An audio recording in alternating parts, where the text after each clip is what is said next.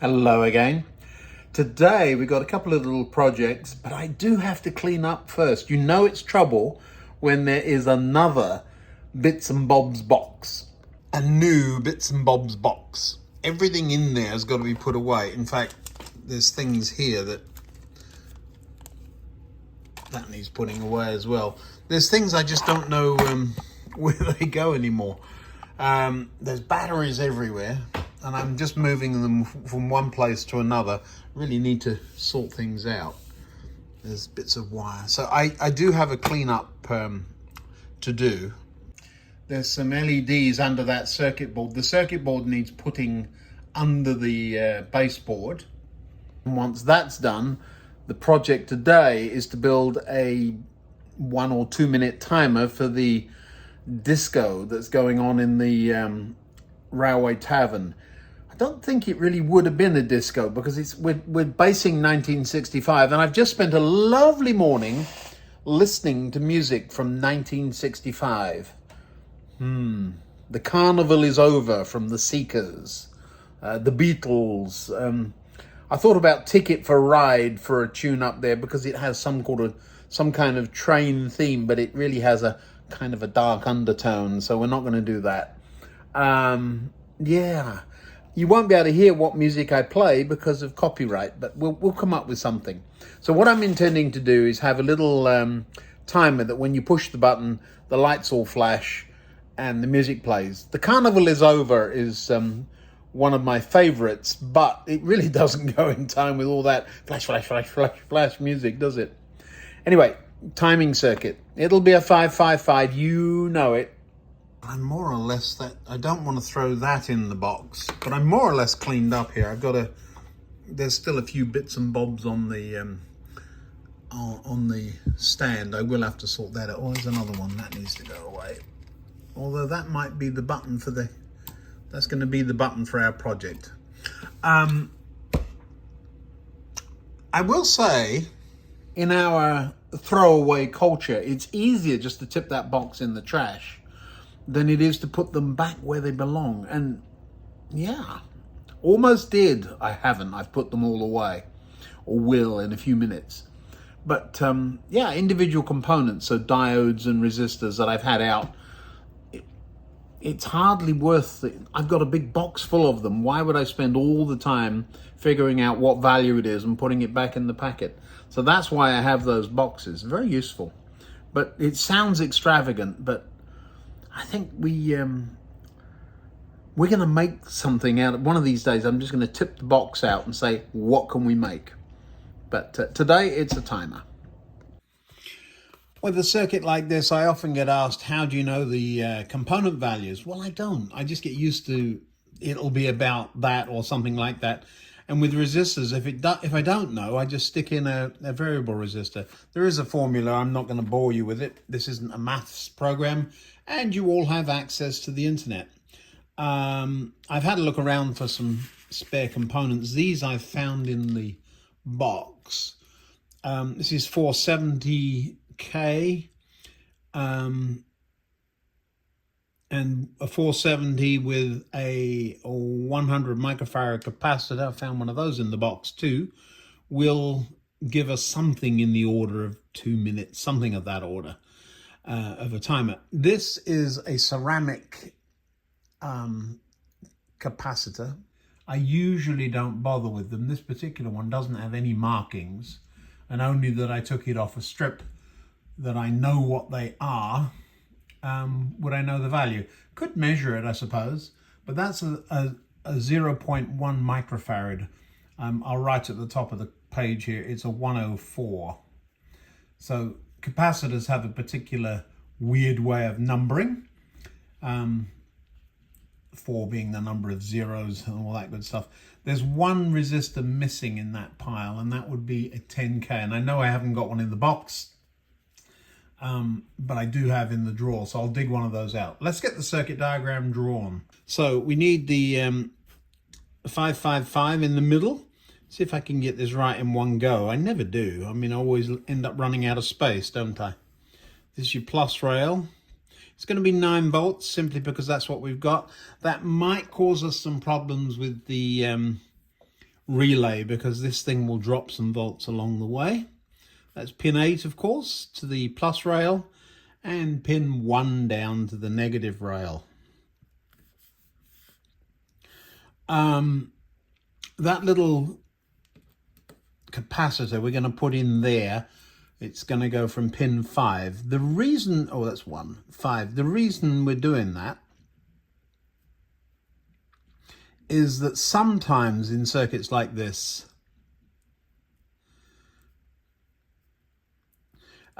you get a false trigger, meaning that it'll just go off on its own.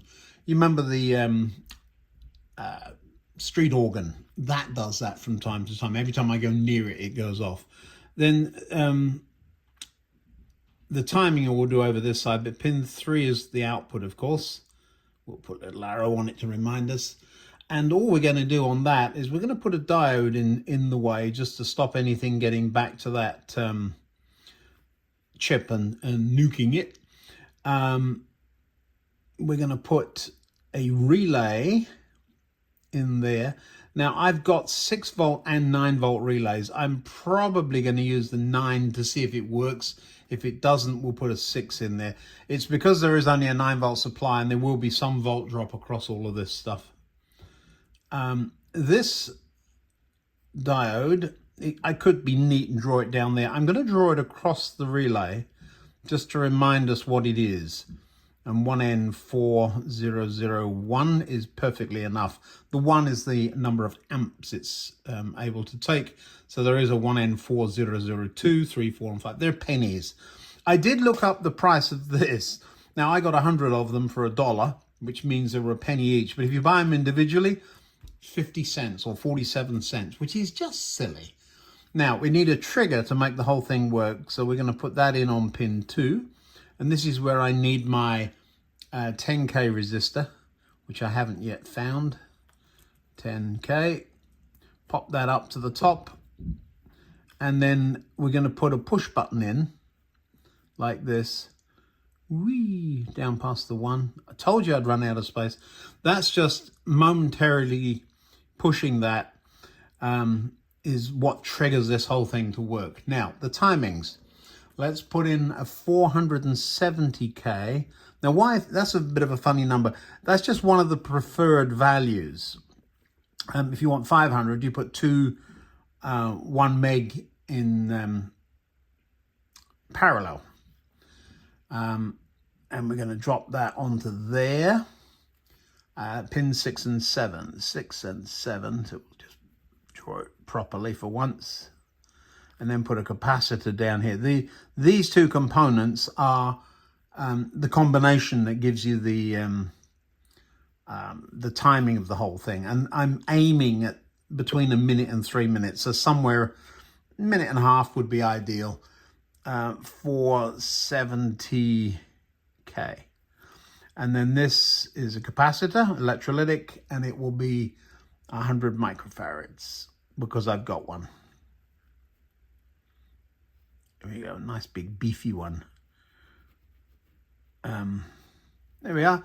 That's your circuit diagram. I will hold that still for a minute so that you can copy that. That number there, the 104, refers to the markings on this. Okay? Now, the relay, why am I using a relay? Because the relays I've got have got 2 lots of contacts. I could just put something else in there, or a transistor perhaps. The reason I'm using a relay is there are 2 things I want to happen. When you push that button, bloop, it sends power to the flashing lights in the pub. So that would join, it'll be the same 9 volts. It'll just join that via the, what was it, yellow wire, wasn't it? Up to the pub. The ground's already connected, so there'll be LEDs with resistors. I very nearly put a squiggly line in there, and they will come on and flash and do their thing for however long this timing circuit works. The other pair of contacts, if I can get some appropriate music on one of those sound cards, when you push the button, the music will play completely independent of this. The music sound cards have their own battery, and the lights will flash. So that's why I'm using a relay. So there we are. Now let's see how long it takes me to knock that up. One of these days I'll put the camera on in real time just to see if I can do it in under 20 minutes. It shouldn't take long. Right, let's build. Before I build, I will, in real time, you're going to see the build. But before I build, I've got to walk the dog, and I'm going to connect that Tacky Cafe sign. So all of this is on the bench. It will stay there until I'm finished. That's the circuit complete. I've just run it once, and I need to do a timing on it. I don't think you're going to hear this, but if I connect those two wires together, it just goes click. And when it unclicks, we know we've got to the end of it. So that's all there is to it. And the click is simply the relay going in, and it will then turn, I'll wire it so that it turns on the party lights. Fun. It took me, about 15 minutes total. I've been in and out chasing, we've got guests in the house, and Shadow has been banished from being upstairs because one of the guests bought doggy treats, and Shadow found them in the lady's purse. Shadow, you're my hero, just saying. There she is. There she is. Last video, it was Sparky down here. Now it's you. Yeah. You're more trouble though, because you eat things. That's a vacuum cleaner and a buzzy saw. You don't like the buzzy saw, do you? She's a great big dog, but she's a scaredy cat. She's frightened of her own shadow. As it is, it's right around a minute, 55 or 56 seconds or something like that. So that's fine. I wanted between a minute and 2 minutes, but I could change a couple of values, but that's perfectly fine. Works. If I had audio on it, I might go in and change the one of the components. Although thinking about it, yeah, I'm having a think out loud. You could put the relay across the start button of the sound module so that it would play the next track, so it would run longer than the lights if the track were a minute and a half or something. So yeah, it's fine as it is. Don't worry about this squiggle on the end. That was what I was doing to explain something. So that's your circuit diagram, including all the values. The 104 refers to the marking that the 0.1 microfarad capacitor will have on it. Good. Now the next trick is to transfer it to some of that board and pop it in a little box. And Shadow is still whining. She's an escape artist, but this is the one kind of door handle she can't open. So she's going to lay by the door and sulk. Aren't you, Shadow? Huh? I know you can hear me. You playing dead? Are you playing dead, Shadow? Are you? Oh, you see, I caught you. You thought I was gone away. This is the transfer to the project board. I've put a couple of wires onto a button and made a hole in the end so I can get some cables through to there. Next trick, does it fit? Oh, you want to see the other side? Of course you do. You always do, you nosy people. Yeah, reasonably tidy. I should probably try it before I jam it in here, but I have a feeling this board should just fit underneath there. So push that wire the other side of there. I think we'll be all right. Yep, there you go. Not quite. Yeah, look at that. It's in there. It's tidy. It's tight. You don't need to glue it in. I could put a little screw in one of the holes there, but no, that's lovely little circuit. Now, I tell you what I'm worried about. Let me try and show you. The can of the electrolytic capacitors is metal. You see that? And sometimes when you fold them down like this, you can end up pushing, that's probably better, pushing the positive wire against the side.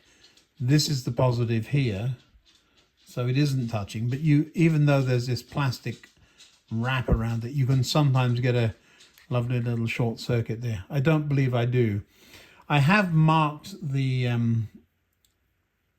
top, so this is plus and minus, and then there's two lots of contacts. They're both normally open.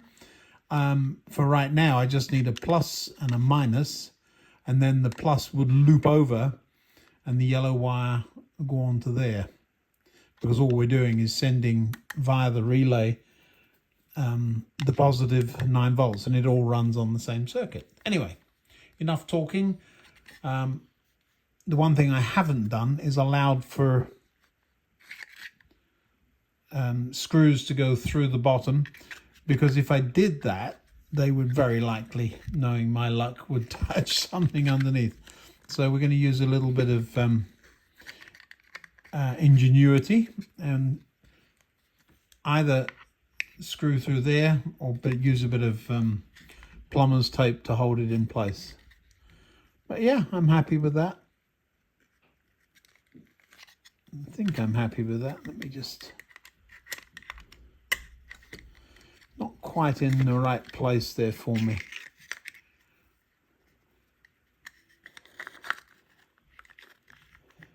That's better.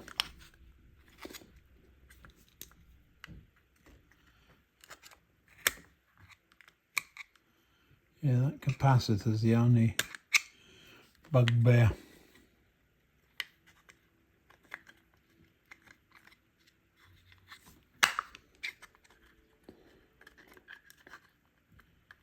Come on, get in there. What I'm trying to do is get the circuit board over the pip at the end. Then it'll, if I can get it in there, I think it's almost there. If I could get it in, oh, I see. I might have to clip a little bit of plastic out, but if I can get it in there, then it would stay. You wouldn't be able to do anything to get it out, I don't think. Happy with that. One of the common mistakes people make, I've made it, is to get the terminal connections all the way at the end of the board. Then when the wires come in, you can't get them in there. But this is just about right. Good. There it is, all installed nicely. And yes, I've used a couple of suitcase connectors just to crimp to the bus. I can fix that later if it does give me trouble. Unlikely to.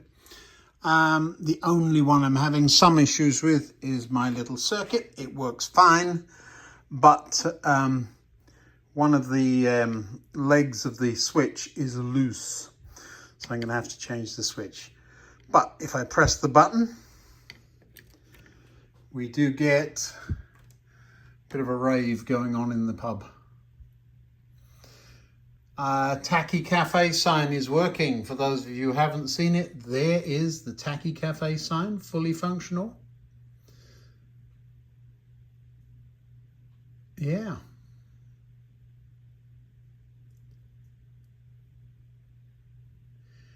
And the hotel lights, busy doing their thing as well. May take the brightness up on the candles. The timing's a bit strange there. It looks like they all woke up all at once. So yeah, I'm a happy bunny. All done. Do not like working upside down underneath the baseboard though. Not fun putting those circuits in. I'm going to stop right there. Oh, we need to run a train, don't we? All right. I'll see what I can do.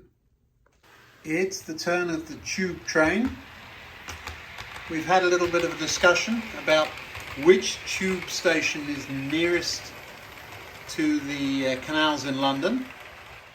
Bear in mind I did not say mainline station. Now Euston and King's Cross are both tube stations too, But I wonder, is it Camden Town or is it King's Cross up by Little Venice there?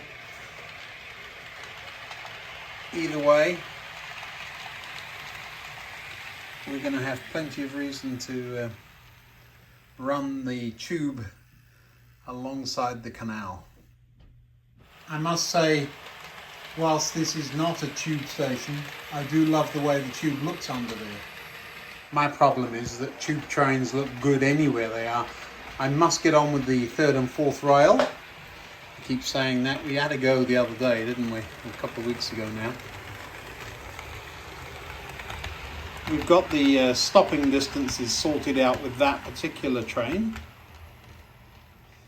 I'm not touching anything, and look where it stopped. Isn't that lovely? Once again, thanks for watching. Really appreciate you all. If you'd like to see these videos a little bit earlier, just sign up as members. And if not, video up here, subscribe here. Thanks very much now. See you next time.